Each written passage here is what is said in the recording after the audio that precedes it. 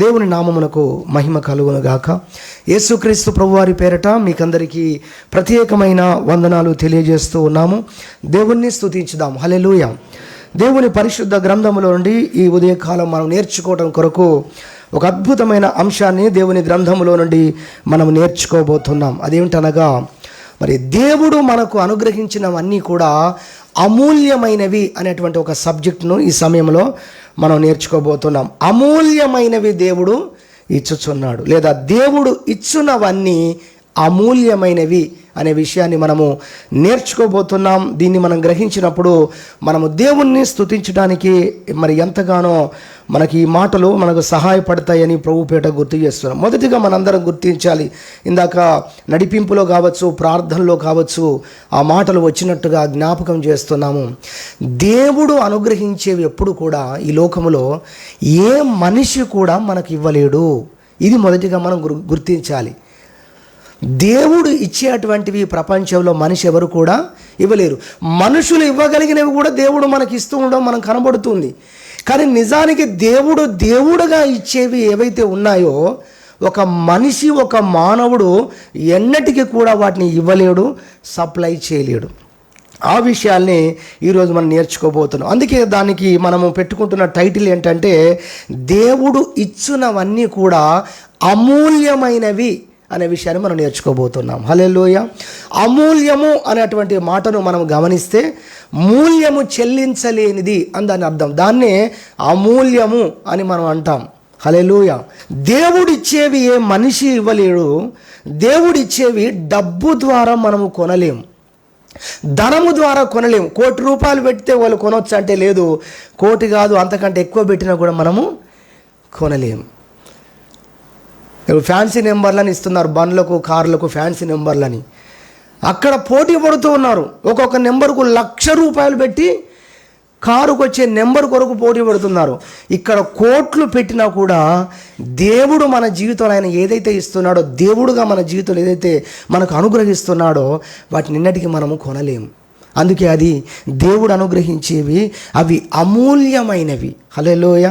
ఇప్పుడు మనం దేవుణ్ణి స్తుతిస్తే, దేవా నీవు మాకు ఇచ్చినవి ఎటువంటివి అంటే, నీవు అమూల్యమైనవి మాకు ఇస్తున్నావు, అందుకై నీకు స్తోత్రం. అసలు ఏమి ఇచ్చాడో మనం తెలుసుకుందాం. కానీ మొదటిగా ఇది గుర్తించుదాం, దేవుడు ఇచ్చినవన్నీ, ఆయన ఇచ్చేటివన్నీ కూడా అవి అమూల్యమైనవి అనే విషయాన్ని మనం గ్రహించాలని ప్రభుపేట గుర్తు చేస్తున్నాం. అవి మూల్యము కట్టలేము, చెల్లించలేము, వెలకట్టలేనివి దేవుడు మన జీవితంలో ఇస్తున్నాడు అనే విషయాన్ని గుర్తు చేస్తున్నాం. ఉదాహరణగా చెప్పుకోవాలంటే, దేవుడు మనందరికీ ఏమి ఇస్తున్నాడో తెలుసా? భూ సంబంధంగా కొన్ని విషయాలు చెప్పాలంటే చూడండి, ప్రపంచంలో గాలిని దేవుడు ఇస్తున్నాడు. నిజానికి మనం బాగా ఆలోచన చేస్తే ప్రపంచంలోని మేధావులు, జ్ఞానులు, శాస్త్రవేత్తలు, గొప్ప గొప్ప వారు అనుకునే వారు, కోట్లకు అంటారు కదా, పడగలెత్తిన వారందరూ నాసికా రంధ్రముల ద్వారా తీసుకుంటున్న గాలి ద్వారా బ్రతుకుతున్నారు. దేవుడు ఆ సిస్టమ్ పెట్టాడు, అలా బ్రతుకుతున్నారు. గాలే. ఆ గాలిని దేవుడు ఒకవేళ వెనుకకు తీసుకుంటే, యెషయా గ్రంథంలో అంటాడు, తానిచ్చిన శ్వాసను దేవుడు వెనుకకు తీసుకున్నట్లయితే మానవ జాతి మొత్తము ఏకముగా నశించిపోతారు అని బైబిల్లో రాయించాడు ప్రభు. రాయబడి ఉంది. ఎంతసేపు పడుతుందండి? గాలిని దేవుడు వాపస్ తీసుకున్నాడు అనుకోండి, ఎక్కడి వాళ్ళు అక్కడ ఊపిరాడక, ఎంత పెద్ద సిటీలో ఉండని, ఎంత పెద్ద గొప్ప దేశంలో ఉండని గాక, ఎక్కడ వాళ్ళు అక్కడ చనిపోతారు. మీకు తెలుసా, ఈ సృష్టిని దాటితే, ఈ భూగోళాన్ని దాటితే బయట ఈ విధమైన గాలి లేదు. అందుకే చంద్రమండలం వెళ్ళే వాళ్ళు భుజానికో సిలిండర్ తగిలించుకొని వెళ్తున్నారు. మరి చుట్టూ గాలి లేకుండా ఈ భూగోళం ఈ గ్లోబులో, ఈ భూగోళం మీద మాత్రమే గాలి సప్లై చేయబడుతుంది. మరి దాని అవతల ఎక్కడ కూడా గాలి లేదు. చాలామంది అనుకుంటారు పైనుంచి బాగా గాలి వస్తుందని. అసలు పైన గాలే లేదు. లేదు కాబట్టి భుజానికి సిలిండర్ తగిలించుకొని పోతున్నారు. మరి ఈ రూములో, ఈ గ్లోబు, ఈ ప్రపంచంలో ఎలా గాలి అసలు ఉత్పన్నమవుతుంది? ఆ గాలి తూర్పు నుంచి వస్తుందండి, పడమటి నుంచి వస్తుందండి అంటే, ఆ తూర్పు నుంచి రావడం దాని వెనుక అసలు ఎక్కడి నుంచి, దాని మార్గమేది, అసలు దాని ద్వారమేది అసలు? హల్లెలూయా. ప్రసంగి అంటాడు, ఈ వైపు నుంచి గాలి వచ్చి అలా వెళ్ళిపోయి మళ్ళా ఎక్కడో తిరిగి మళ్ళా లోపలికే వస్తుంది అంటున్నాడు. అంత మించిగా వారు పలకలేకపోయారు.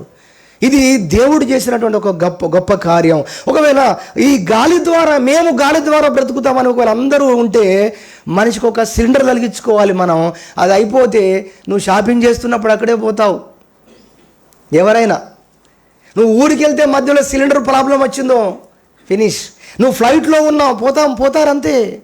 ఎంత దారుణమైన పరిస్థితి కరోనా టైంలో మనం చూసాము. ప్రపంచం మొత్తం మీద కనీసం నేను అనుకుంటాను 1% కాదు, 0.5 కూడా కాదు, కొద్ది మందికి కూడా ఈ ప్రపంచంలో హాస్పిటల్స్ కానీ ఈ ప్రపంచంలో టెక్నాలజీ వాళ్ళకు సిలిండర్లు అందజేయలేకపోయినారు.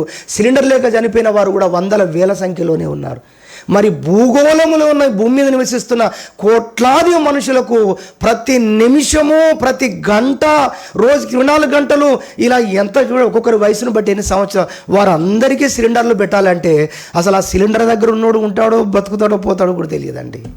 నేను ఎందుకు చెప్తున్నాను ఇవన్నీ అంటే ఒక్కసారి ఆలోచన చేయండి. దేవుడు ఎంత అమూల్యమైనది ఇస్తున్నాడు. ఎవరు ఈ గాలికి వెల కట్టట్లేదు, ఉచితముగా అనుగ్రహిస్తున్నాడు. దేవుడిచ్చేవి ఉచితమే కావచ్చు, కానీ నువ్వు దాన్ని వెలపెట్టి కొనాలంటే నువ్వు కొనలేవు. ఉచితంగా ఇస్తున్నాడని దాన్ని తక్కువ అంచనా వేశామో మనకంటే అజ్ఞానుడు ఇంకొకరు లేరు. ఎందుకు ఉచితంగా ఇచ్చాడంటే మరో కోణంలో చెప్పొచ్చు, నువ్వు కొనాలంటే కూడా నీకు దొరకదు, నువ్వు కొనలేవు కూడా. హల్లెలూయా. సూర్యరశ్మిని దేవుడు ఇస్తున్నాడు.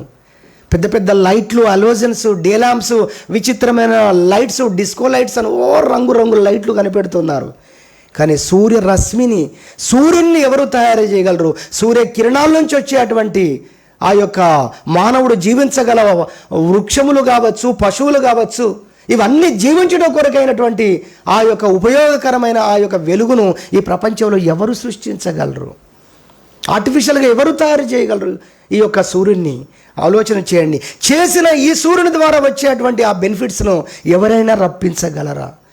ఇలా మీరు ఆలోచన చేస్తే చాలా విషయాలు మీకు కూడా అర్థమవుతాయి. దేవుడు సముద్రాలను పెట్టాడు, తాగడానికి ఉపయోగం కాదేమో, కానీ వేలాది వందలాది నదులను, వాగులను, వంకలను కూడా దేవుడు పెట్టాడు. ఎంతో తీయటి నీరును దేవుడు మనుషులకు ఇస్తున్నాడు.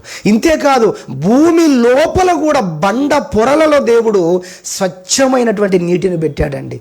దేవునికి స్తోత్రం చెప్పుదాం. ఇవన్నీ కూడా దేవుడు భూమి లోపల ఇంకెన్నో ఖనిజ పదార్థాలు, ఇవన్నీ మనం ఆలోచన చేస్తే ఏ మనిషి కూడా తయారు చేయలేడు. రబ్బర్తో ఎన్నో ప్లాస్టిక్ చైర్లు అవి ఇవి అన్నీ కనిపెడుతున్నాడు. ఎక్కడివి ఇవన్నీ? దేవుడే భూమి లోపల అవన్నీ పెట్టాడు. ఐరన్ ఎక్కడి నుంచి వస్తుంది? భూమిలో నుంచే. పెట్రోల్ ఎక్కడి నుంచి వచ్చింది? భూమిలో నుండే. మనిషి వాటిని తీసి తయారు చేస్తున్నాడు తప్ప వాటిని ఏ మనిషి కూడా తయారు చేయలేదు. ఇలా కొన్ని ఆలోచన చేస్తే మీకు అర్థమవుతుందని ఆలోచించడం కొరకు కొన్ని విషయాలు చెప్తూ ఉన్నాం. కొన్ని విషయాలు మనం దేవుని స్తుతించడానికి త్వరగా నేను జ్ఞాపకం చేస్తాను. మొట్టమొదటిగా మనం చూసినట్టయితే దేవుడు మనందరి జీవితంలో ఆయన చూపినటువంటి కృప ఏంటంటే, ఆయన మనకు ఇస్తున్నటువంటివి అమూల్యమైనవి ఏంటి అంటే, మొదటిగా చెప్పాలంటే ఆయన జీవమును మనకు అనుగ్రహిస్తున్నాడు. హల్లెలూయా. బ్రతుకును దేవుడు ఇస్తున్నాడు. మన దేవుని వాక్యంలో చూస్తాం కదా, విలాప వాక్యములు 3వ అధ్యాయం 19 నుండి 21 వచనాలు మనం చూసినట్లయితే, యెహోవా కృపగలవాడు, ఆయన వాత్సల్యత ఎడతెగకుండా మన మీద నిలుచుచున్నది కనుక మనము బ్రతికి ఉన్నాం. దేవుని ప్రేమ, వాత్సల్యత మనల్ని బ్రతికిస్తుంది. ఈ ప్రపంచంలో ఏది బ్రతికించట్లేదు. మందులు లేక చనిపోతున్నారా? పెద్ద హాస్పిటల్కి వెళ్తూ ఉంటారు. ఆ వెనక వైపు నుంచి అంటారు కదా, దొడ్డి దారి నుంచి ఇంకేదో దారి నుండి ఆ డెడ్ బాడీస్ వెళ్ళిపోతూ ఉంటాయి. అవి చూస్తూ కూడా ఇటు నుంచి మనుషులు వెళ్ళిపోతూ ఉంటారు లోపలికి. మీరు ఆలోచన చేయండి. ఎవరు ఏం మేము చేయగలిగింది మేము చేస్తున్నామని అంటున్నారు. మెడిసిన్స్ కాదు మనిషిని బ్రతికించేవి, దేవుడు బ్రతికిస్తున్నాడు. అందుకే దేవుని పరిశుద్ధ గ్రంథంలో ఒక మాట రాసింది. మత్తయి సువార్త 4వ అధ్యాయం 4వ వచనంలో ప్రభు అంటాడు, సాతాను ప్రభువును శోధించడానికి వచ్చిన సమయంలో ఈ రాళ్లను రొట్టెలు చేసుకో, 40 రోజులైంది ఉపవాసంతో ఉన్నావని శరీర సంబంధంగా ఆలోచనలు తీసుకొని వచ్చి నీ దేహం నిలబడుతుందా, నువ్వు ఉంటావా అన్నట్టుగా మాట్లాడుతున్నప్పుడు యేసు ప్రభు అన్నాడు, ఒక గొప్ప స్టేట్మెంట్ ఇచ్చాడు ఈ ప్రపంచానికి. ఏంటో తెలుసా? మనుషుడు రొట్టె వలన కాదు బ్రతికేది, దేవుని నోట నుండి వచ్చే మాట ద్వారా బ్రతుకుతాడు అన్నాడు. దేవునికి స్తోత్రం చెప్పుదాం. హల్లెలూయా. చనిపోయేవారు రొట్టెలు లేక చనిపోతున్నారా? సరే, రొట్టెలు లేక, ఆహారము లేక కరువులో చనిపోయారు కొందరని మనం అనుకుంటే, మరి రొట్టెలు ఉన్నవారు ఎందుకు చనిపోతున్నారు అంటే రొట్టె కాదు అని అర్థమవుతుంది. గ్లూకోజ్ అందలేదు, సమయానికి డాక్టర్ దగ్గర తీసుకుని వెళ్ళలేదు, అందుకే చనిపోయాడు అంటారు. మరి హాస్పిటల్లో ఉన్న వ్యక్తి చనిపోతున్నాడు, 10 మంది డాక్టర్లు చుట్టూండగా ఎందుకు చనిపోతున్నారు? మనుషుడు బ్రతికేది దేవుని నోట నుండి వచ్చే మాట ద్వారా బ్రతుకుతాడు. యెహెజ్కేలు గ్రంథంలో అంటాడు భక్తుడు, దేవా బ్రతుకు అని నువ్వు సెలవివ్వగా నేను బ్రతికి తిని అన్నాడు. నేను అంటాను రాత్రి మన దగ్గరికి వచ్చి ప్రభు అన్నాడు ఏమని, ఈరోజు 21వ తారీఖు ఆదివారం కూడా నువ్వు బ్రతుకు అన్నాడు మనందరితో. హల్లెలూయా. లేదా పరలోకం నుంచి చెప్పాడు ఆయన, బ్రతుకు అని సెలవిచ్చాడు. ఇదిగో నేను నీకు జీవం ఇస్తున్నానని ప్రభువు చెప్పాడు. కాబట్టి మనందరం బ్రతికి ఉన్నాం. కాబట్టి జీవము అనే దాన్ని దేవుడు అనుగ్రహించినందుకు మనం స్తుతించాలి. దాని కొరకు బైబిల్లో ఒక మాట ఉంది, 1 పేతురు పత్రిక 3వ అధ్యాయం 7వ వచనం. అక్కడ ఏముందో తెలుసా, జీవమను కృపావరము అని రాసింది బైబిల్లో. ఏంటట? జీవమను కృపావరం. మనకు కృపావరాల గురించి తెలుసు. 9 కృపావరాలు కలిగిన దైవజనులు, ఇలా ఈ కృపావరాల గురించి వింటాం. ఆయనకు ఈ వారం ఉంది, పలానా దైవజనునికి ఆ వారం ఉంది, పలానా బ్రదరు సిస్టర్ ఇలా చెప్తూ ఉంటారు. బైబిల్లో ఒక అద్భుతమైన మాట ఏంటంటే, జీవం అనేది దేవుడు అనుగ్రహించిన ఒక కృపావరం, దేవుడు అనుగ్రహించిన వరమే. అది 1 పేతురు పత్రిక 3వ అధ్యాయం 7లో చూస్తాము, జీవము అను కృపావరము అని రాయబడింది. ఆ వరం ముందొక మాట ఉంది, ఏంటది? కృప. కృపతో నిన్ను బ్రతికించాడు, వరముగా ఇచ్చాడు. అందుకే చాలామంది కొటేషన్స్ రాస్తూ ఉంటారు, జీవితం అనేది ఒక వరం, దేవుడిచ్చిన వరం అని పాటలు కూడా ఈ మాటను బట్టి రాశారు.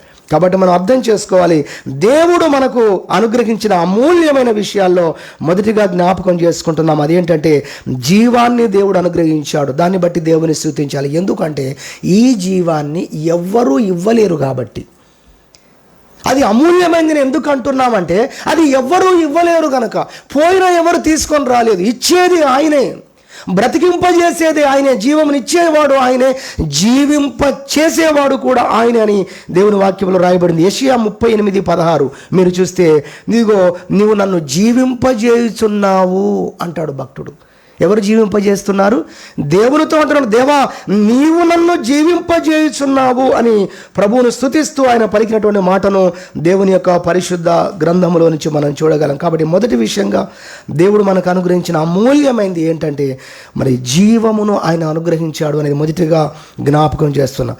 దీనికి ఆత్మ సంబంధంగా జ్ఞాపకం చేసుకోవడానికి దేవుడు మనల్ని ఆత్మలో మనల్ని బ్రతికించాడు, ఆత్మీయంగా మనల్ని జీవింపజేశాడు. ఇదే గొప్పది అనుకుంటే ఇంతకు ఇంకా ఎన్నంతలు, 100 1000 మీరు ఆలోచన చేయాలి. భూమి మీద బ్రతకడమే ప్రపంచంలో ఎవరు బ్రతికించలేరు. జీవమును ఆయన ఇస్తున్నాడు, అది ఎవరు కూడా చేయలేరు. ఇదే ఉన్నతమైనది. అయితే ఇక చనిపోయిన ఆత్మలో చనిపోయి ఉన్న మనల్ని ఆత్మీయంగా బ్రతికింపజేశాడు దేవుడు. ఇక అది ఎంత గొప్ప కార్యం. హల్లెలూయా. ఎఫెసీ పత్రిక 2వ అధ్యాయము 1వ వచనం మీరు చూస్తే, పాపముల చేతను అపరాధముల చేతను మనము చచ్చిన వారమై ఉండగా క్రీస్తుతో కూడా ఆయన మనల్ని చెప్పండి బ్రతికించెను. పాపములో ఉన్న వారందరూ కూడా చనిపోయిన వారే. ఎవరైతే తమ పాపములను క్రీస్తు రక్తములో కడుగుకొని పరిశుద్ధపరుచుకొని క్రీస్తు ఎవరినైతే రక్షించి ఉన్నాడో వారందరూ దేవుని దృష్టిలో జీవించుచున్నవారు. హల్లెలూయా. కాబట్టి దేవుడు మనల్ని ఈ విధంగా భౌతికంగా జీవింపజేయడమే ఒక మహా అద్భుతం. అయితే అంతకంటే మహా అద్భుతం ఏంటంటే ఆయన ఆత్మలో మనల్ని జీవింపచేయటం అన్న విషయాన్ని మనం జ్ఞాపకం చేసుకొని దేవుణ్ణి స్తుతించి దేవుణ్ణి గణపరచాలని మరి దేవుని వాక్యములోండి గుర్తు చేస్తున్నాము. అది ఎఫెసీ పత్రిక 2వ అధ్యాయము 1వ వచనంలో ఉన్న విషయాన్ని జ్ఞాపకం చేస్తున్నాం. అదేవిధంగా కీర్తన 86వ కీర్తన 13వ వచనంలో కూడా, నా ఎడల నీవు కృప చూపితివి, నీవు నన్ను పాతాళములో నుండి నువ్వు నన్ను తప్పించావు అంటాడు. కనుక నశించిపోయిన మనల్ని, పాపముల చేత అపరాధముల చేత నశించిపోయి చనిపోయినటువంటి మనల్ని ప్రభువు మన ఎడల కృప చూపి ఆయన ఆత్మలో మనల్ని బ్రతికించినందుకు దేవుణ్ణి స్తుతించాలని మొదటి విషయంగా దేవుని వాక్యంలో నుండి జ్ఞాపకం చేస్తున్నాం. దేవుడు అమూల్యమైనవి మనకు అనుగ్రహిస్తున్నాడు. అందును బట్టి దేవుని స్తుతించాలని వింటున్నాం. అందులో జీవమును అనుగ్రహించినందుకు స్తుతించాలని విన్నాం. అదేవిధంగా ఆత్మీయంగా మనల్ని బ్రతికించినందుకు, జీవింపజేస్తున్నందుకు స్తుతించాలని మనము ఆ విషయాన్ని వింటున్నాం. రెండవదిగా మనం ప్రభువును స్తుతించడానికి రెండవదిగా మనం జ్ఞాపకం చేసుకున్నట్టయితే దేవుడు మనకేమిచ్చాడో తెలుసా? అమూల్యమైనది ఇచ్చాడంటే రెండవదిగా విశ్వాసాన్ని దేవుడు మనకిచ్చాడు. హల్లెలూయా. దేవుని పరిశుద్ధ గ్రంథములో మీరు చూడగలిగితే పేతురు రాసిన పత్రిక మొదటి అధ్యాయము 7వ వచనం చదువుతున్నాను చూడండి. పేతురు రాసిన మొదటి పత్రిక 1వ అధ్యాయం 7వ వచనం. నశించుపోవు సువర్ణము అగ్ని పరీక్ష వలన శుద్ధపరచబడుచున్నది కదా, దానికంటే అమూల్యమైన మీ విశ్వాసం అన్నాడు. చూసారా, బంగారము కంటే ఉన్నతమైంది అని చెప్తున్నాడు. సువర్ణము అనేది అగ్ని పరీక్ష వలన శుద్ధపరచబడుచున్నది కదా, దేనికంటే బంగారము కంటే అమూల్యమైన విశ్వాసం అన్నాడు. బంగారము కంటే గొప్పది అన్నట్టుగా వాడకుండా అమూల్యమైనటువంటి విశ్వాసం అన్నాడు. కాబట్టి దేవుడు మనకేమిచ్చాడంటే తనను నమ్మేటువంటి ప్రజలుగా ప్రభు మనల్ని నిలబెట్టినందుకు దేవుణ్ణి స్తుతించాలి. గొప్ప విశ్వాసాన్ని దేవుడు మనకి ఇచ్చినందుకు దేవుణ్ణి స్తుతించాలి. ఎలా ఇచ్చాడు దేవుడి విశ్వాసాన్ని? దేవుని పరిశుద్ధ గ్రంథంలో కొన్ని మాటలు ఉన్నాయి, కానీ ఒక్కటి చూపిస్తాను. 1వ యోహాను పత్రిక, నాకు చాలా ఇష్టమైన వాక్యం ఇది. 1వ యోహాను పత్రిక 4వ అధ్యాయం 16వ వచనం. 1 పేతురు యోహాను పత్రిక 4వ అధ్యాయం 16వ వచనం చదువుతున్నాను. మన ఎడల దేవునికి ఉన్న ప్రేమను మనము ఎరిగిన వారమై దాన్ని నమ్ముకొని ఉన్నాము అంటాడండి. హల్లెలూయా. దేవుడు మనల్ని ఎంతో ప్రేమించడాన్ని చూశాక దేవుని మీద మనకు నమ్మకం పుట్టింది అంటున్నాడు. నిన్ను అపాయంలో ఎన్నిసార్లు ఆదుకుంటే ఈరోజు ఈ విశ్వాసం వచ్చింది నీకు. ఎన్నోసార్లు నీ కష్టములో, నీ లేమిలో, నీ ఇబ్బందిలో నీకు తన్ను తాను చూపించుకున్నాడు కాబట్టి ఈరోజు నువ్వు ఆయన నమ్మగలుగుతున్నావు. 1 యోహాను పత్రిక 4:16 చెప్తుంది, దేవుడు మన ఎడల చూపించిన ప్రేమను బట్టి ఇప్పుడు ఆయన మనం నమ్మగలుగుతున్నాము అంటుంది. ఓకే, కాబట్టి అమూల్యమైన విశ్వాసాన్ని దేవుడు మనకిచ్చాడు. ఎలా ఇచ్చాడు? ప్రేమను చూపుట ద్వారా ఇచ్చాడు.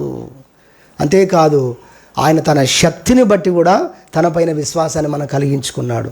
ఆయన నమ్మేవారిగా మనల్ని చేశాడు. కానా విందులో నీళ్లను ద్రాక్షారసం చేసిన తర్వాత ఆ నాట నుండి శిష్యుల విశ్వాసం మామూలుగా పెరగలేదు. అంతవరకు వాళ్ళు మామూలుగా ఉన్నారు, కానీ నీళ్లను కూడా ద్రాక్షారసం చేశాడు వామ్ము అని నాట నుండి ఆ రోజు నుండి శిష్యులు విశ్వాసం ఉంచారంట. ఎంత విచిత్రం చూడండి, అంతవరకు మామూలుగానే ఉన్నారన్నమాట. ఆయన చేసిన మొదటి సూచక్రియ అని బైబిల్లో రాయబడింది. కాబట్టి దేవుడు తన శక్తిని మన జీవితంలో చూపించిన దాన్ని బట్టి ఈరోజు మన విశ్వాసంలోకి వచ్చాం. అమూల్యమైన విశ్వాసం అని బైబిల్లో చదువుకున్నాం. ఏం చేస్తుందండి? చాలాసార్లు కొంతమందికి విశ్వాసం గురించి తెలియక ఇచ్చాడులేండి, దేవుడిని నమ్మేది ఇచ్చాడు, మనకు తెలియదు విశ్వాసం. అట్టి విశ్వాసాన్ని బట్టే ఈరోజు నీ ఉన్న పరిస్థితుల్లో ఎంతోమంది అధైర్యంగా ఉన్నా అదే పరిస్థితుల్లో ఉన్న నీవు ధైర్యంగా ఉన్నావు. అది డబ్బు ఇవ్వలేదు, అది వస్త్రాలు ఇవ్వలేదు, కానీ దేవుడు తనపైన నీకు విశ్వాసం కలిగేటట్టు చేశాడు. చూసావా, దేవుడున్నాడు నాకు అని ఆ విశ్వాసమే నీ జీవితంలో వచ్చే ప్రతి కష్టముతో అది పోరాటం చేస్తుంది. హల్లెలూయా. వ్యాధులతో పోరాటం చేస్తుంది. బ్రతుకు ఎలా ఉంటుందో కూడా తెలియదు, భవిష్యత్తు ఎలా ఉంటుందో కూడా తెలియదు, కానీ ఒక్కటి తెలుసు, నేను నమ్ముకున్న దేవుడు నాకు తెలుసు, ఆయన నా భవిష్యత్తును ఈయన ఉంచుతాడు మంచిగా. హల్లెలూయా. ఈయన దాన్ని సురక్షితంగా మారుస్తాడు, క్షేమంగా మారుస్తాడు. నా దేవుడు, నేను నమ్ముకున్న దేవుడు ఉన్నదాన్ని లేనట్టుగా, లేనిదాన్ని ఉన్నట్టుగా చేసే దేవుడని ఈ విశ్వాసాన్ని బట్టి ఈరోజు మనం ధైర్యంగా ఉన్నాం. దేవుడు మనకి ఏమి ఇచ్చాడో ఒకసారి ఆలోచించండి. కలవరములో ధైర్యము, లేమిలో దేవుడు ఉన్నాడనేటువంటి ఒక నమ్మకము, తృప్తి. ఇలా ఆలోచించుకుంటూ పోతే ఎన్నో విషయాలు ఉన్నాయి. అపవాది మన మీద దాడి చేస్తున్నప్పుడు కూడా నాకు దేవుడు ఉన్నాడు. హల్లెలూయా, నాకు దేవుడు ఉన్నాడు. మార్టిన్ లూథర్ తన జీవితంలో రోమన్ కథోలిజంతో పెట్టుకుంటున్నప్పుడు, క్యాథలిక్స్ వాళ్ళతో పెట్టుకుంటున్న దినాల్లో తన ప్రాణాలను తీసే పరిస్థితి వచ్చింది వేరే వాళ్ళు. అలాంటి పరిస్థితుల్లో ఎంతో దిగులు ఆయనను ఆవరించిన ఒక రోజున కుర్చీలో కూర్చొని ఎదురున్న టేబుల్ మీద చూపుడు వేలతో ఏదో రాస్తున్నాడట. చూస్తే ఏదో సంతకం చేస్తున్నాడు, ఏదో రాస్తున్నాడు అనుకుంటే వెనుక నుంచి ఎవరో చూశారట. చూస్తే ఈ చూపుడు వేలతో టేబుల్ మీద ఒకటి రాస్తున్నాడట. అదే పరిగా రాస్తున్నాడు, వేరే రాయట్లేదు. ఏదో దిద్దుతున్నట్టు అనిపించిందని వెనుక నుండి చూస్తే ఆయన ఏం రాస్తున్నాడో తెలుసా? టేబుల్ మీద ఒట్టిగా చూపుడు వేలతో నా దేవుడు సజీవుడు అని రాస్తున్నాడట. కంటిన్యూగా నా దేవుడు సజీవుడు, నా దేవుడు సజీవుడు, బ్రతికి ఉన్నవాడు నా దేవుడు. తన మనసులో వస్తున్న, తనకు ఎదురవుతున్న తలంపుల్లో ఎదురవుతున్న శోధనకు ఆయన ఇచ్చే జవాబు ఏంటంటే, నేను నమ్ముకున్న దేవుడు సజీవుడు. హల్లెలూయా. ఇదిగో ఈ విశ్వాసమే ఈరోజు మనం నిలబెట్టింది. చాలా ఉన్నాయి, దీని కొరకు సమయం లేదు. ఒక మాట అంటాడు బైబిల్లో 1 యోహాను పత్రికలో, లోకమందున్నటువంటి లోకమును జయించిన విశ్వాసము, దేవుడు మనకు అనుగ్రహించిన విశ్వాసం ద్వారానే లోకాన్ని జయిస్తున్నాము అంటాడు. హల్లెలూయా. లోకాన్ని జయిస్తున్నాము అంటాడు. లోకం అనగా శరీరాశ, నేత్రాశ, జీవపు డంబం. ఈ మూడింటిని కూడా మనం జయించడానికి మనకు దోహదపడేది ఏంటో తెలుసా? విశ్వాసమే. హల్లెలూయా. అపవాది విసిరే అగ్ని బాణములను చల్లార్చడానికి కూడా శక్తినిచ్చేది ఏంటో తెలుసా? విశ్వాసం అనే ఢాలు అని బైబిల్లో రాయబడింది. దేవుని కుమారులుగా ఈరోజు ఎవరు ఏ విధంగా ప్రవర్తించినా, నువ్వెందుకు దేవుని బిడ్డగానే మాట్లాడుతున్నావు, దేవుని బిడ్డగానే తగ్గించుకుంటున్నావు, దేవుని బిడ్డగానే నీవు ఎందుకు జీవిస్తున్నామో తెలుసా? ఆ దేవుని మీద నా నమ్మకమే. యోహాను సువార్త 1:12, గలతి 3:26 రెండు వాక్యాలు ఏం చెప్తున్నాయో తెలుసా? విశ్వాసము ద్వారానే దేవుని పిల్లలంగా జీవించగలుగుతున్నాము అని చెప్తుంది వాక్యం. లేకపోతే మనం కూడా ఇష్టానుసారంగా జీవించే వాళ్ళం. పరలోకం ఉంది, నరకం ఉంది, దేవుడు ఉన్నాడు, తీర్పు ఉంది, నీతిగా జీవిస్తే ప్రతిఫలం ఉంది. ఈ విశ్వాసమే ఈరోజు మనల్ని నీతిలో నిలబెట్టింది. హల్లెలూయా. ఏమిచ్చాడు దేవుడు? అమూల్యమైన విశ్వాసాన్ని ఇచ్చాడు. ఏమిచ్చాడు దేవుడు? జీవాన్ని ఇచ్చాడు. అదేవిధంగా ఆత్మలో మనకు జీవాన్ని ఇచ్చాడు, ఆత్మలో కూడా బ్రతికించాడు. రెండు విషయాలు మనం విన్నాం. మూడో విషయంగా జ్ఞాపకం చేస్తాను. కీర్తన 36:7 మనం చూసినట్లయితే దేవుడు మన ఎడల ప్రతిదినం మనకేమిస్తున్నాడు తెలుసా? తన కృపనిస్తున్నాడు. హల్లెలూయా. ఈ కృప గురించి మీరు చూస్తే ఒక్క మాటతో అర్థమవుతుంది కృప యొక్క స్టేటస్ ఎంత గొప్పదో. బైబిల్ రాసింది కీర్తన 63వ కీర్తన 3వ చరణములో ఏముందో తెలుసా? అక్కడ రాస్తూ అంటాడు, జీవము కంటే ఉత్తమమైంది నీ కృప అన్నాడు. ఎంత ఉత్తమమైందంట? అందరు చెప్తారు ఒక్కసారి, ఇది మనందరూ తెలియాలి. చెప్పండి ఒకసారి. దేవుని కృప ఎంత గొప్పది అంటే జీవము కంటే గొప్పదంట. మన ఫస్ట్ అంశంలోనే విన్నాం, అసలు జీవమే ఎవరు ఇవ్వలేరు, ఒక మనిషికి ఎవరు జీవం పోయలేరు. ఇప్పుడు వాక్యం అంటుంది దేవుని కృప ఎంత గొప్పదో తెలుసా? ఏదో చెప్తే మనకు అర్థం కాదని అర్థమయ్యే భాషలో దేవుడు చెప్పాడు, వ్రాయించాడు. అది ఎంత గొప్పదో మీరు గుర్తించట్లేదు. నేను మీకు ఇస్తున్న కృప ఎంత గొప్పదంటే అది జీవము కంటే గొప్పది అన్నాడు. హల్లెలూయా.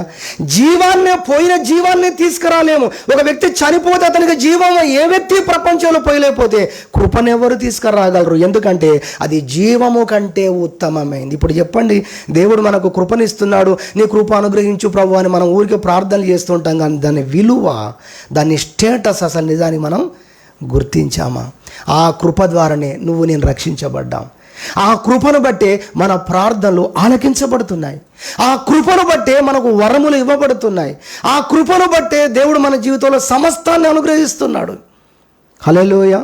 ప్రతిదానికి మనం ఏమంటాం? దేవాని కృప. కృప అంటే మీలో చాలామందికి తెలిసే ఉండాలి, అర్హత లేని వారికి అర్హతను కలిగించేది కృప. వందల వేల మంది లైన్లో నిలబడ్డారు, ఎవరికి అర్హత లేదు, కానీ దేవుడు కృప ఇచ్చినప్పుడు వారందరూ అర్హులుగా మారిపోతారు. లక్షల కోట్ల మందిని కూడా అర్హులుగా మార్చగలిగింది ఎవరండి? దేవుని యొక్క కృప. దాన్ని దేవుడు మనకు అనుగ్రహిస్తున్నాడు.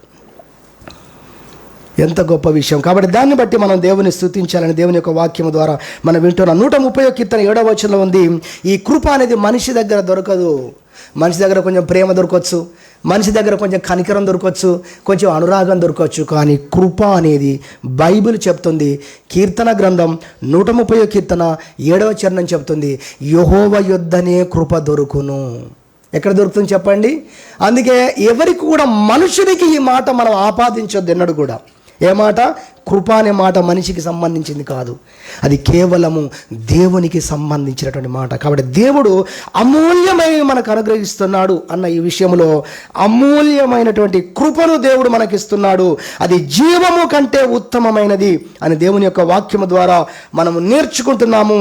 దాని ద్వారానే సమస్త మన జీవితంలో మనము పొందుకుంటున్నాం. ఒక్క మాట చెప్తాను దీని కొరకు, అది మీకు ఈజీగా అర్థమవుతుంది. అదేంటంటే రోమా పత్రికలో మనం చూసినట్లయితే అక్కడ అంటాడు, రోమా పత్రికలో మనం చూడొచ్చు, ప్రసంగి గ్రంథంలో మనం చూడవచ్చు, అక్కడ ఏమంటాడంటే, ఎక్కడెక్కడ పాపము విస్తరిస్తుందో అక్కడ మనుషులు నాశనము కావటం లేదంట. అరే ఇన్ని పాపాలు చేస్తున్నారు, ఇంత జీవిస్తున్నారు, వీళ్ళ మీదకి ఉగ్రత, శిక్ష ఎందుకు రావట్లేదు, వీళ్ళందరూ ఎందుకు రాలిపోవట్లేదు అంటే, రోమాపత్రికలో అక్కడ ఏమంటాడో తెలుసా? ఎక్కడెక్కడైతే పాపము విస్తరిస్తూ ఉన్నదో అక్కడక్కడ దేవుని కృప కూడా విస్తరిస్తుందట. అందుకే అక్కడ ప్రళయాలు జరగట్లేదు అన్నాడు. రోమాపత్రిక 6వ అధ్యాయం 5వ అధ్యాయం 21లో రాసింది మాట. పాపము ఎక్కడ విస్తరిస్తుందో నిజానికి అక్కడ ఉగ్రత కనబడాలి, శిక్షలు కనబడాలి, ప్రళయాలు రావాలి కదా. రావట్లేదంట, జరగట్లేదంట. మనం కూడా కొన్నిసార్లు ఆశ్చర్యపోతూ ఉంటాం, ఏంటి ఇన్ని చేసినా ఈ మనుషులు ఇలానే ఉన్నారు, పలానా వ్యక్తి అలా చేశాడట, అయినా ఇంకా బతికే ఉన్నాడు, అయినా ఇంకా నడుస్తూనే ఉన్నాడు, కొనసాగుతూనే ఉన్నాడు, ఏంటి విషయం అంటే బైబిల్ చెప్తుంది వాళ్ళను రక్షించడానికి, వాళ్ళను మార్చడానికి వారికి అవకాశాలు ఇస్తేనే కదా మారుతారు. కాబట్టి దేవుడు అక్కడ ఏం చేస్తున్నాడంటే వారు నశించిపోకుండా వాళ్ళు మార్పు చెందడానికి అవకాశాలు ఇవ్వడం కొరకు కృపను విస్తరింపజేస్తున్నాడు అంటుంది బైబిల్. దేవునికి స్తోత్రం చెప్పుదాం. హల్లెలూయా. మన జీవితంలో కూడా మనం తప్పిపోయినప్పుడు, మనము లోబడనోళ్ళని వారంగా ఉన్నప్పుడు అంటే అక్కడ మన మీదికి శిక్షలు అవన్నీ కూడా రాకుండా ఉండడానికి గల కారణం కూడా అడ్డుపడింది కూడా ఈ కృప అన్న సంగతి మనం గుర్తించినప్పుడు ఈ కృపను బట్టి దేవుణ్ణి మనం స్తుతిస్తాం. హల్లెలూయా. కాబట్టి మన దేవుని వాక్యం నుంచి మనం చూస్తున్నాము. ఇక్కడ 3వదిగా మనం చూస్తే కృప, అమూల్యమైన కృపను దేవుడు మనకు అనుగ్రహించడానికి 3వదిగా మనం చూస్తున్నాం. సమయం లేదు కాబట్టి అయిపోయింది, నేను ముగింపులోకి వస్తున్నాను. 2 విషయాలు త్వరగా చెప్పి ముగిస్తాను. 4వదిగా మనం చూసినట్లయితే మొదటి పేతురు పత్రిక 1వ అధ్యాయము 18వ వచనం చదువుతున్నాను. చూడండి.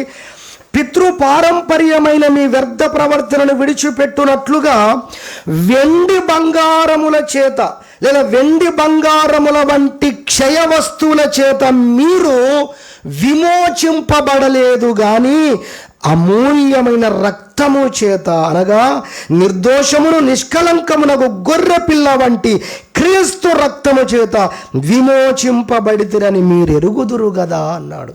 అమూల్యమైన రక్తము అన్నాడు. హల్లెలూయా. ఏంటండి? దేవుని యొక్క రక్తము. దానికి పదాలు సరిపోవు, ఏదో మనం పెట్టడం, భక్తులు పెట్టారు, దేవుని ఆత్మ నడిపింపును బట్టి, అంతకంటే పెద్ద విషయాలు మనకు అర్థం కావు కాబట్టి అర్థమయ్యే పదాలతో దేవుడు రాయించాడు. కానీ క్రీస్తు రక్తము యొక్క విలువ, దేవుని రక్తం యొక్క విలువకు ఏ మాట సరిపోతుందో ఆలోచన చేయండి. హల్లెలూయా. యేసుక్రీస్తు దేవుడే తన రక్తమును మన కొరకు చిందించి ఆ రక్తముతో మనల్ని కడిగాడు అంటే ఆ రక్తము యొక్క విలువ ఎవరు కట్టగలరు? అందుకే బైబిల్ రాసింది, అమూల్యమైన రక్తముతో మీరు విమోచించబడ్డారు. నువ్వు విమోచించబడడానికి, సాతాను చేతుల నుండి, పాపము నుండి, ఈ లోకము నుండి, నరకము నుండి నువ్వు విడిపించబడడానికి నీకు కట్టిన బిల్లు ఏంటో తెలుసా? దేవుని రక్తము అంటుంది బైబిల్. హల్లెలూయా.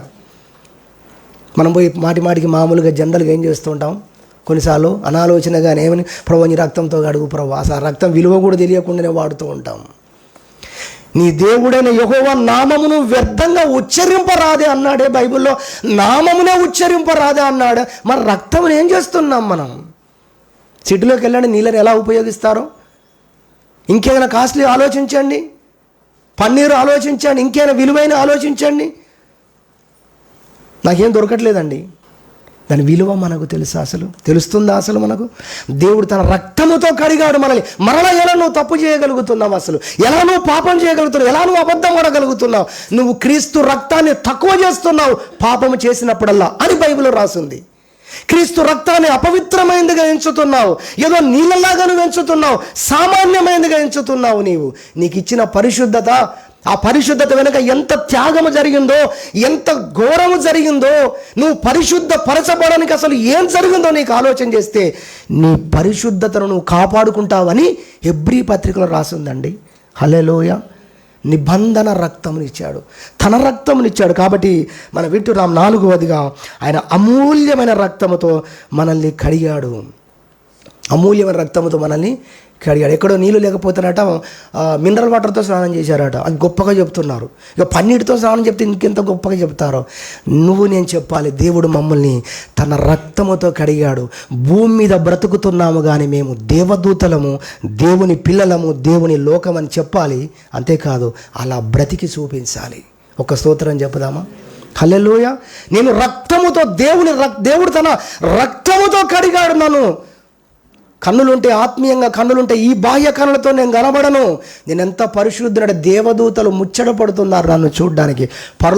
పరలోకం నా కోసం రెడీ అవుతుంది. అంత గొప్ప పరిశుద్ధతనిచ్చాడు. మనం భక్తి చేసి వచ్చే పరిశుద్ధత ఎంత అండి? క్రీస్తు రక్తము ద్వారా వచ్చే పరిశుద్ధతతోనే పరలోకం పోతాం మనం, గుర్తుపెట్టుకోండి. హల్లెలూయా. నువ్వు భూమి మీద బతికిన దినాలు నువ్వు చేసే భక్తి ద్వారా వచ్చే నీతి వేరు, ప్రభు తన రక్తముతో కడిగిన నీతి వేరు.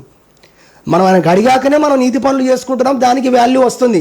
కానీ నిజానికి రక్షణతోనే పరలోకం మనకు, అది కాపాడుకోవడానికే వాటిని కంటిన్యూ చేస్తున్నాం.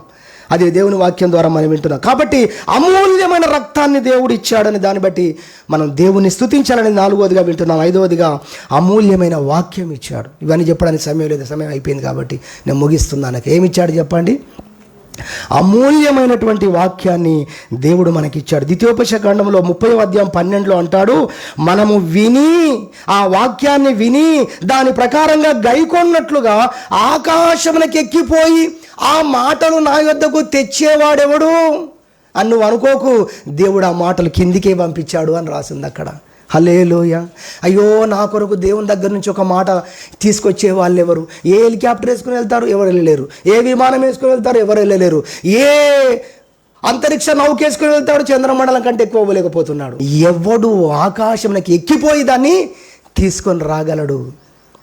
ఇది ఎంతో అసాధారణమైన విషయం. అయితే దేవుడే తన ప్రవక్తలను ఏర్పాటు చేసుకొని ఆయన మాట, నీకోసమైన ఆయన మాట తన ప్రవక్తల ద్వారా, అపోస్తల ద్వారా, దైవజనుల ద్వారా నీ యొద్దకు నా యొద్దకు చేరుస్తున్నాడండి దేవుడు. దేవునికి స్తోత్రం. హల్లెలూయా.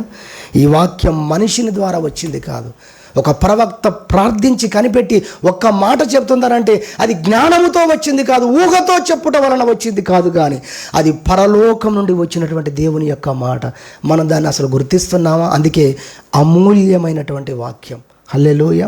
ఒక మాటలో అంటాడు, యోహాను సువార్త 1:1 అధ్యాయం 1వ వచనం, ఆదియందు వాక్యం ఉండెను, వాక్యం దేవుని యొద్ద ఉండెను, వాక్యమే, చూసారా, జాలండి ఆ మాట, వాక్యమే దేవుడై ఉండెను, దేవుడు వాక్య రూపంలో మన యొద్దకు వస్తున్నాడు. అమూల్యమైనటువంటి వాక్యం అనేది 5వదిగా దేవుని పరిశుద్ధ గ్రంథంలోంచి మనం వింటున్నాం. చివరిగా 6వదిగా చూస్తే దేవుడు మనకి ఏమి ఇచ్చాడో తెలుసా? ఆయన మనకి అన్నీ ఇచ్చిందంతా ఒకే ఎత్తు అండి. దేవుడు తన్ను తానే మనకిచ్చుకున్నాడు. హల్లెలూయా. అదే పరిశుద్ధ ఆత్మనిచ్చాడు దేవుడు. యేసయ్య భూమి మీద ఉన్నంతకాలం వారితో ఉన్నాడు. బాగా గుర్తుపెట్టుకోండి ఈ మాట, ఇది ఉంటే చాలు, సబ్జెక్ట్ అంతా మనసులో ఉంటుంది. యేసయ్య భూమి మీద ఉన్నంతకాలం వారితో ఉన్నాడు. తో అర్థమైంది అందరికీ? వారితో కూడా ఉన్నాడు. రైట్, ఇప్పుడు అర్థమైంది. వారితో కూడా ఉన్నాడు. కానీ యేసయ్య ఈ భూమి నుంచి వెళ్ళిపోయిన తర్వాత ఆయన ఆత్మస్వరూపిగా వచ్చి మనల్లో ఉన్నాడు. హల్లెలూయా. దేవుడు సంఘము ఏకమై ఉన్నాం. అలాంటి బ్రతుకు మనము బ్రతికినప్పుడు అట్లే దేవుడు మనతో ఉంటాడు. మనం అడుగు పెడితే అట్లాంటి కార్యాలు కూడా జరుగుతాయి. హల్లెలూయా. 6వదిగా మనం విన్నాం, దేవుడు మనకేమిచ్చాడు? అమూల్యమైన తన ఆత్మను దేవుడు ఇచ్చాడు. మనుష్యాత్మలు ఉన్నాయి, దురాత్మలు ఉన్నాయి. మనలోకి పంపించబడ్డ ఆత్మ ఏ ఆత్మ? డైరెక్ట్గా దేవుడే తన ఆత్మను మనలోకి పంపించాడు. ఎంత అమూల్యమైన దేవుడు మనకి ఇచ్చాడో గుర్తించి వాటిని స్తుతించడానికే ఈ 6 విషయాలు మనం దేవుని యొక్క వాక్యంలో చూడడం జరిగింది. మొదటిగా జీవం అనుగ్రహించాడని, అది భౌతికంగాను ఆత్మీయంగాను జీవాన్ని అనుగ్రహించాడు, ఆత్మలో బ్రతికించాడని 2 విషయాలుగా దాన్ని ఆ ఒక్క అంశంలోనే విన్నాం. 2వదిగా దేవుడు అమూల్యమైన విశ్వాసం ఇచ్చాడని విన్నాం. 3వదిగా అమూల్యమైన కృప అనుగ్రహించాడని వింటున్నాం. 4వదిగా అమూల్యమైన రక్తముతో మనల్ని కడిగాడు, రక్తాన్ని అనుగ్రహించాడని విన్నాం. 5వదిగా అమూల్యమైన వాక్యం. 6వదిగా అమూల్యమైన తన ఆత్మని దేవుడు మనకిచ్చాడని మనం దేవుని వాక్యాన్ని విన్నాం. వీటిని బట్టి దేవుణ్ణి స్తుతించడానికే దేవుడి మనకు అనుగ్రహించాడు. దానికై దేవునికి స్తోత్రములు. ప్రార్థన చేసుకుందాం. దేవుడి వాక్యమును దీవించునుగాక.